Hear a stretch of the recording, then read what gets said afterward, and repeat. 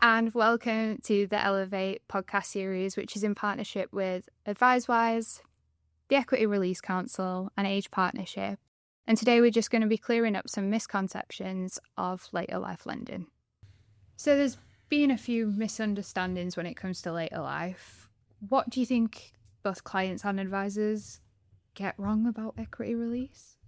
So we've touched on already some of the common ones, but it really is important to dive into the detail. And coming from a sourcing system myself, if I can touch on a price and the actual positioning of these products and perhaps how it might compare to standard residential mortgages, right? So one of the biggest questions I get, and I'm confident that advisors get from their customers, is when we see a base rate movement. So, I will say not too long ago, before Christmas, we saw a base rate reduction.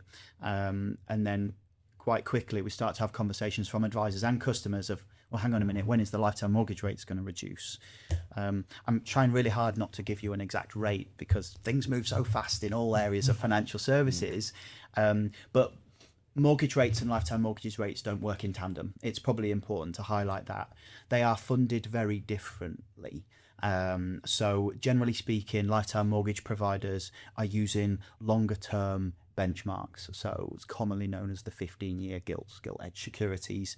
They're looking at investing money into a sort of transaction, and they won't realize that investment, if you like, for 15, 20, 25 years time. Whereas within the standard resi market, it's more about the swap rates. There's a lot more quick and immediate transactions happening. So that's why perhaps it's perceived to be a little bit slower, but they tend to be a little bit above in terms of pricing.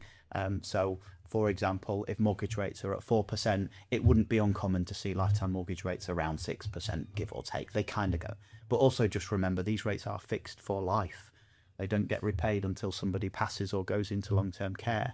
Now, if these products didn't exist and they were introduced tomorrow, I'm quite confident in saying they'd be the best thing since sliced bread, right? A mortgage that's fixed for life in a time where we come under such uncertainty and fluctuation, and there's all kinds of stuff happening in the geopolitical world and the environmental space and stuff like that does influence these rates.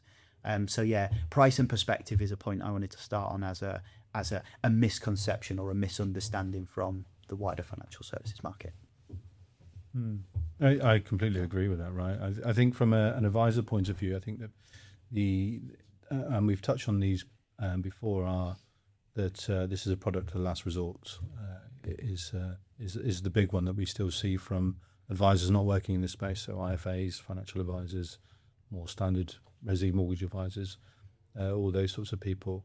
And then working in that space where I used to drum up referrals for a brokerage, the biggest misconception was my customers don't need that, or my customers don't want that. And that's almost a sort of lazy view of looking at these things, because it's a type of product that should be, you should have a good level of education on to understand that some of your customers will be looking at this and will be interested, and they will solve a problem or help them. And if you're not doing that, someone else will be. So that on the advisor side, that's probably the biggest one that I see. Yeah, I mean, successful advisors or good advisors will bridge that gap between giving information and providing advice. There's a huge difference between the two. And to get the right advice is one thing, because the information doesn't really give it all away. It's having that advice is golden in that respect, to bridge that gap. Which brings us on to, I guess, the next point, which is about modern flexibility of products, which I think has really been born out of the changes and the improvements in the ERC standards that have been made. I can give an example of speaking to a lender about 2015 and asking that lender, no names mentioned, why don't you allow repayments? Well, it's not commercially viable. I was told it doesn't make sense. It doesn't make sense. I'm pleased to say that that's changed now. 10 years down the line, that's now not the case. Portability is a huge thing, so that clients are not left in the house that maybe is no longer suitable for them as their lifestyle, mobility, health issues change. So that's a huge thing. Having all these flexible aspects is immeasurable, and the focus on repayment, making repayments, is I I can't really underplay that. It's overplay it, whichever we call it. It's absolutely essential for the impact of the longer term. And we're seeing people live longer. 66-year-olds are going on till in the early 90s. They're might run out of money at some point. If we were able to make payments back on interest-only basis or an ad hoc basis, then it adds extra protection, and it makes back to the advice side of things much more powerful than just the information. And just to add to that, one of the biggest worries from a consumer and perhaps their family's perspective is the amount that the interest will accrue over a lifetime, right? Because we're talking of interest rates where you're not perhaps making payments, and that over a 15-20 year period can be quite daunting. The one point to shout about here is there are so many flexibilities in the products, and making payments that John just mentioned is valid. We are seeing more of these interest service style plans. We are seeing product standards like the optional repayments. So it's not uncommon for the equity release lenders to have a 10% overpayment facility. So to use terminology like people hopefully listening to this podcast, being able to overpay voluntary when you want without penalty is really quite strong. But what does that actually achieve for a lifetime mortgage? It limits the interest accrual. It not necessarily limits the damage as such, but if you look at from a beneficiary's perspective, if they're concerned about their future inheritance, then if we're having a conversation as advisors with the trusted family, they're welcome to support towards those interest payments to protect their future benefit or inheritance. I know that's a very sensitive topic to talk about that, but same goes for customers. If we're worried about there's a 7% rule, isn't there? So a rate of 7% will typically double the debt in 10 years, and that can be quite daunting. Well, if you're making a 10% overpayment on an annual basis, you're dramatically reducing that impact. Yeah. I think from customers, I think it is that they worry it's a one shot, one kill sort of process. You do this and that's that, and you're stuck with it. But as we've mentioned already, there's an awful lot of flexibility in these products, and you can take it with you to a new property, or you can repay early, or you can make overpayments, all those sorts of things.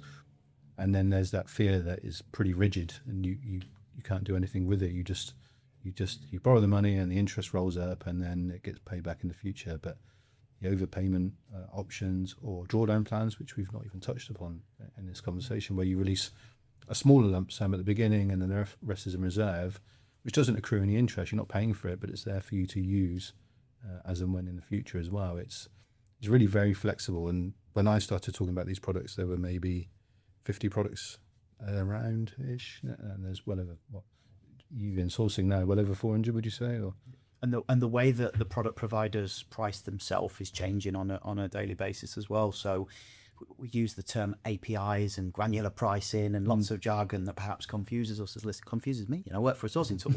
But ultimately it allows the lenders to price themselves in a more bespoke manner. It allows them to price positively on things like postcode, property type, medical enhancements and things like that, which ultimately means your customers are getting a more bespoke product, which is amazing. Now, I'm just trying to think of things that advisors will warm to, and perhaps what I've presented on or talked about that raise eyebrows and really help, hit this home. So the fact that the interest rates on these plans are primarily fixed provides a lot of certainty, so that customers can, from the outset, understand exactly what they're getting themselves into. They know what it's going to look like in 5, 10, 15 years time. And that goes from the interest rate to also the early repayment charges. Should they want to exit these contracts early, they know exactly where they'll be and at what point, and varies from lender to lender, of course, the different features and benefits and additional safeguards. Modern equity release is about control and choice and not compromise. So we need to make sure that we're educating ourselves to be able to pass that on to our customers as options for later life. You touched on earlier inheritance.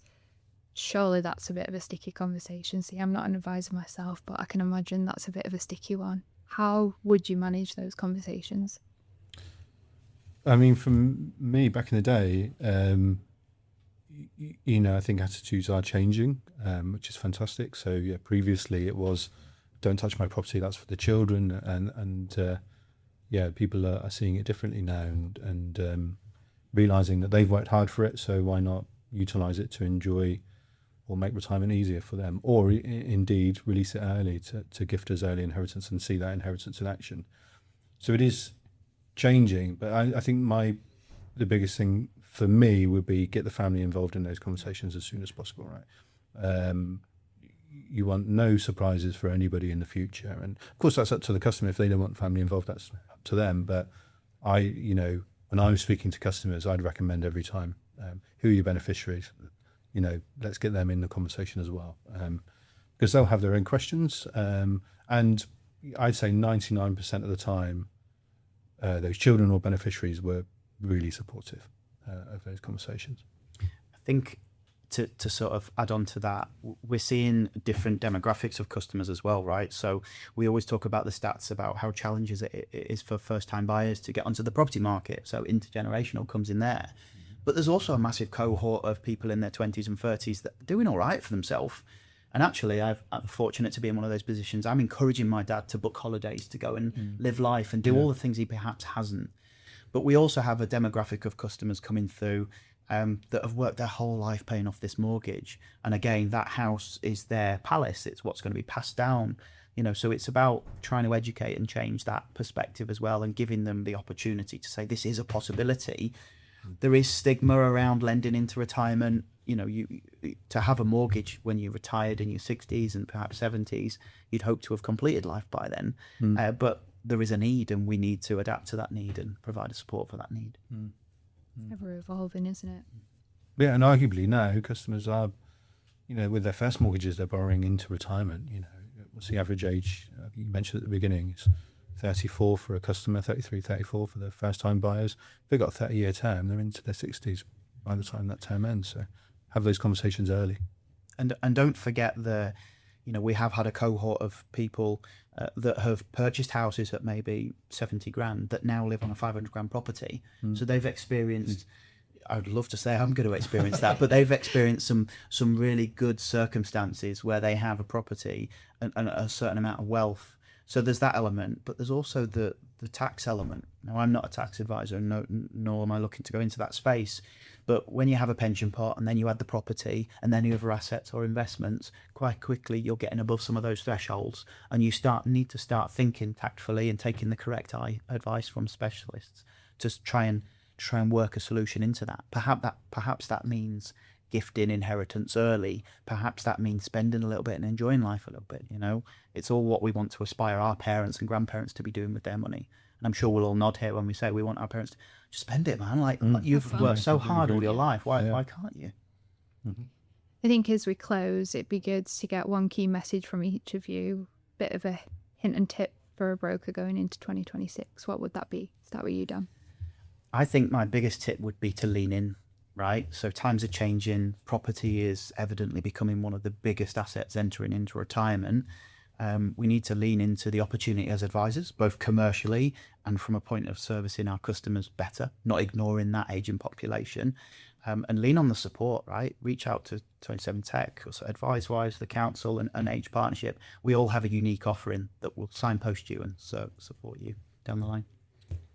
Yeah, completely. I'd echo that. I'd say education.